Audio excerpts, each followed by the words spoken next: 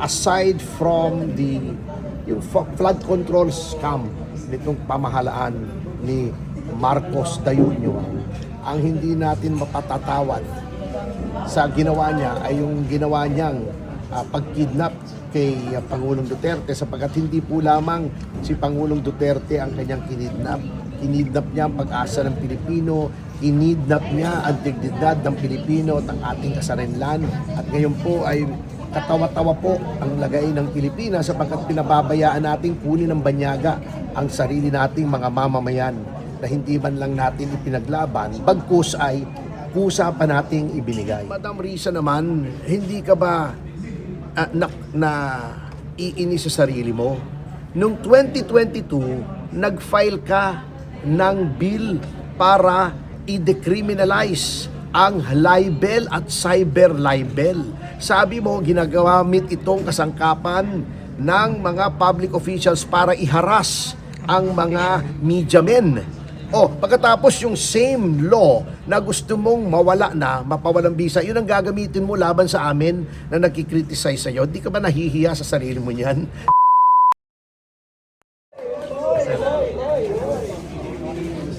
Dapat kanina pa ako, napakasang driver ko alam hindi pala alam. Bakit sa akin? Mainit ang ulo ni Atty. Topacio. Masarap magpa-picture ng galit eh. Galit. No? Kahit galit, pugi pa rin eh. Atty. wait lang ha. Isa pa. Interview ko na sana si Atty. Ang problema ang Attorney, Teka lang, mga ano kayo ha. saglit lang po, attorney, isang minuto lang. nagagwapo. Orasan ko, Mensahe po sa bago-bago lamang na balita ay pumanaw nga ang kapatid ni dating Pangulong Rodrigo Duterte. Mensahe niyo po. Ay nalulungkot po kami siyempre sapagkat hindi lamang ito isang malaking trahedya ng pamilya, ngunit sa ginawa nilang kabulastugan kay Pangulong Duterte, siyempre ay nalulungkot siya ron at hindi man lamang niya madalaw yung wake o yung burol ng kanyang kapatid, hindi siya makapagpugay for the last time at siyempre mag-isa siya roon at wala siyang kasama sa kanyang dalamhati. At alam niyo po, aside from yung flood control scam nitong pamahalaan ni Marcos Dayuño, ang hindi natin mapatatawad sa ginawa niya ay yung ginawa niyang pagkidnap kay Pangulong Duterte, sapagkat hindi po lamang si Pangulong Duterte ang kanyang kinidnap. Kinidnap niya ang pag-asa ng Pilipino, kinidnap niya ang dignidad ng Pilipino at ang ating kasarinlan. At ngayon po ay katawa-tawa po ang lagay ng Pilipinas sapagkat pinababayaan nating kunin ng banyaga ang sarili nating mga mamamayan na hindi man lang natin ipinaglaban, bagkus ay kusa pa nating ibinigay.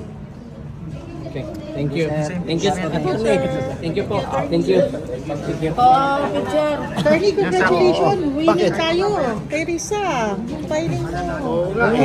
Di ba natin pwede balikan? Sir, gusto namin i-vlog yun.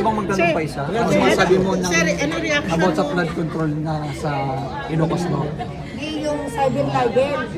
Hindi, pasagot muna tayo sa kanya. Ano ba? Isa-isa lang. Mahina ka laban. Siya muna, sir. Siya muna. Sige, kayo. Siya muna, Flood sir. control ng about sa Ilocos Norte na ngayon mainit kasi na issue yan. Yun nga di ba, yun nga ang sinasabi natin, lahat ng investigasyon ay moro-moro lamang sapagkat nililihis nila sa tunay na issue. Kita nyo, di ba? Kinuputya nga si Vince Dizon, lahat pinupuntahan niya. Pati sa Davao, doon siya naghahanap, wala naman siyang mahahanap doon. Ilocos Norte ang tinuturo ni Manong Chavit. Hindi naman nila pinupuntahan. Bicol, hindi nila pinupuntahan. Bulacan, anong ginagawa ngayon sa Senado? Yung Blue Ribbon Committee. Sinasabi nila may 3 senador silang idadawit. Tuwing papunta ang yung daan na tatahakin ng investigasyon kay Martin Romualdez ay nililihis po ni Ping Lacson. Anong gagawin ng BRC? Maglalabas sila ng preliminary report, 3 senador ang idadawit nila. Bakit? Sapagkat yung mga senador na yon ay ang malaking posibilidad na bumoto for acquittal of VP Sara.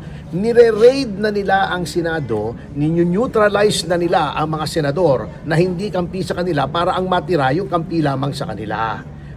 Obvious naman eh. Kita nyo, ang dami nagsasabi kay Martin Romualdez, yun na lang pag-aari ni Martin Romualdez sa Spain, nilabas na ng mga pahayagan kung sinong maaring dami o mga front doon sa pag-aari na yon. Pinatawag ba ni Ping Lacson? O wala. O maglalabas sila, si Cheese, si Joel Villanueva, si Jinggoy, sapagkat yun ang mga alam nilang boboto against the impeachment of VP Sara, against the conviction of VP Sara. Alam na natin eh. Talagang they are setting the stage. Yes. Sir, maiba naman po tayo, sir. Yung tinanggap ni Risa Hontiveros yung hamon niya, nakasuhan kayo. Then, ngayon po nagsalita na yung korte na wala namang basihan ang kaso laban sa Hindi pa naman korte, DOJ. Hindi na nga DOJ, umabot sorry, sa korte. DOJ. Oo.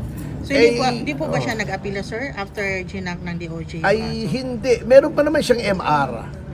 Pero kung ako sa kanya, mag-concentrate na lang tayo sa governance.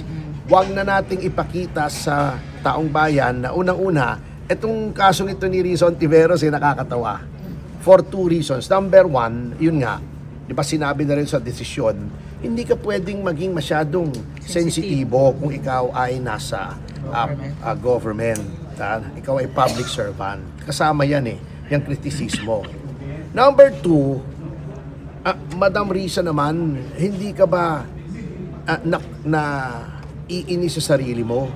Noong 2022, nag-file ka ng bill para i-decriminalize ang libel at cyber libel. Sabi mo, ginagamit itong kasangkapan ng mga public officials para iharas ang mga media men. Pagkatapos yung same law na gusto mong mawala na, mapawalang bisa, yun ang gagamitin mo laban sa amin na nagkikriticize sa'yo. Di ka ba nahihiya sa sarili mo niyan? So tumigil ka na. Ha? Oo. At alam mo, kasama sa criticism yan, wag maging magpakatotoo tayo sa sarili natin na kung ayaw natin yan, hindi yung kapag sa iba, okay yan, pag sa'yo hindi okay yan. Yung batas, di ba? Ito lang, sir, additional question lang po. If ever po, sir, ang MR niya mag-granted and mapunta sa korte at pagdating sa court at mapatunayan talaga na ipawalang bisa yung kaso niya. Sir, pwede nyo ba siyang balikan sa ganitong uri na harassment na kaso sa Hindi na. Okay na yun, oo. By terminator. Bakit siya babalikan? Sapat na yung nakikita ng mga taong bayan na mali yung ginagawa niya na she is not a public servant who takes criticism. Ayaw niya na napupuna siya. Gusto niya lagi lang siyang tama. Yes. Pagka nagkikriticize siya ng iba, okay, pero pag siya kinikriticize, nagdidemanda siya. Last na lang, attorney, message nyo lang po kay Risa Hontiveros. Yes. Wala naman. Karapatan niya, hayaan mo na siya. It is her right as it is our right na kami naman ay naghain ng ethics complaint laban sa kanya on the same topic. We will let the concerned authorities decide kung sinong tama at kung sinong mali. Lalabas naman kung sinong tama at sinong mali. At hindi naman na maitatago sa taong bayan. Matili din po ang taong bayan, alam nila kung sinong kengkoy at sinong hindi sa mga naninilbihan. Sir, ito pinakalas talaga, sorry naalala ko lang yung regarding ngayon sa impeachment na binasura po. So, yung Magnificent 7 na hindi tanggap ang reklamo. So, hindi pa nga tapos yung reklamo nila, nag-umpisa pa lang. Alam nyo na, yung sinasabi nyo na ibabasura lamang. So, nagkatotoo po, sir, anong masasabi nyo po? Alam naman natin na moro-moro eh. So why would we participate in the charade? Lalo nang ayaw naming i-refile sapagkat alam naman natin na lokohan na ito eh. Ito mo yung kay De Jesus, yun ang binigyan nila ng due course. Alam naman nilang walang kwenta yon. bago yun sa amin, nakita nilang maraming ebidensya, ayaw nilang tanggapin. So, moro-moro lang. So, na-achieve na nila yung gusto nila, may 1-year bar na, o sana masaya na sila roon. Pero ang sabi po sir ng mga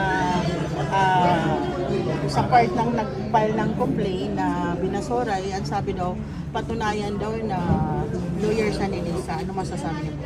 Hindi, ang proof niyan yung kalidad ng final niyang impeachment. Nakita niyo naman kung gaano kanipis at walang attachment.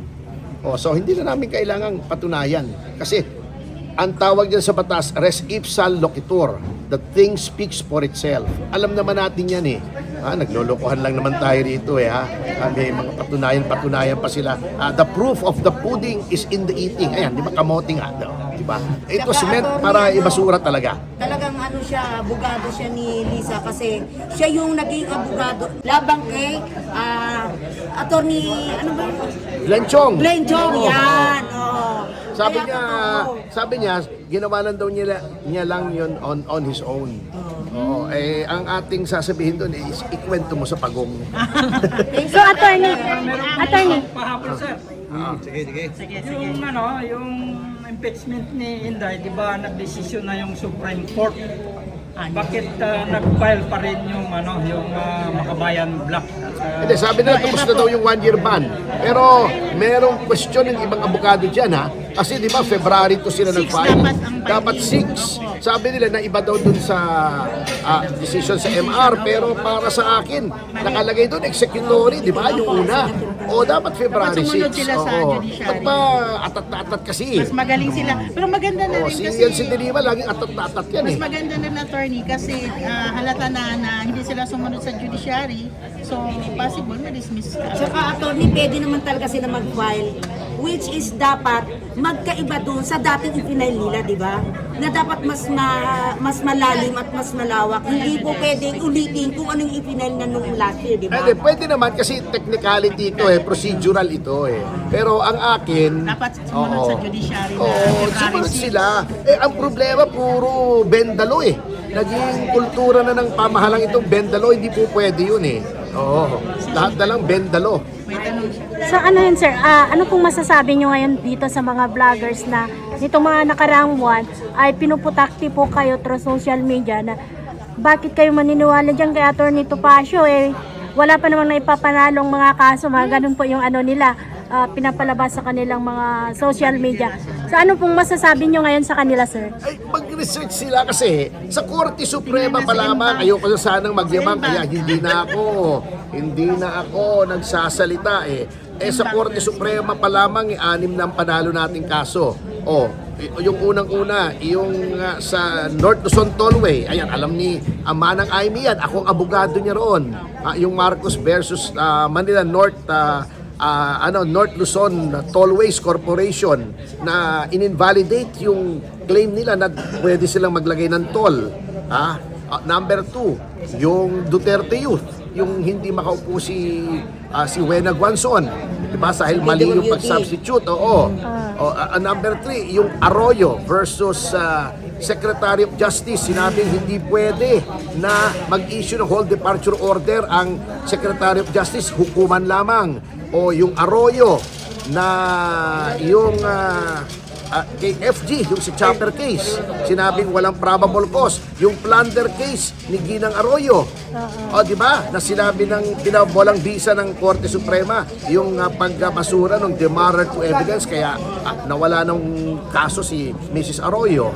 Hindi, wala pa sa Korte Suprema. Korte Suprema pa lang ang pinag-usapan natin. Yung Ong versus Blue Ribbon Committee, sinasabing hindi pwedeng basta i-contempt without due process.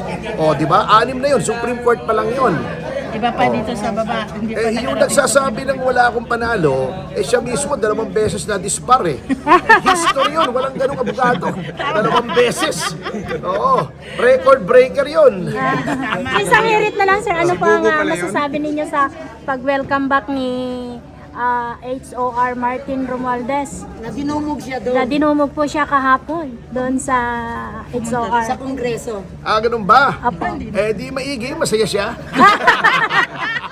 Alam mo, talagang dudumugin ka. Maraming Kung, pera. kung Hawak mali-maleta yung pera ng bayan. dinideliver sa'yo, baka talagang dudumugin ka.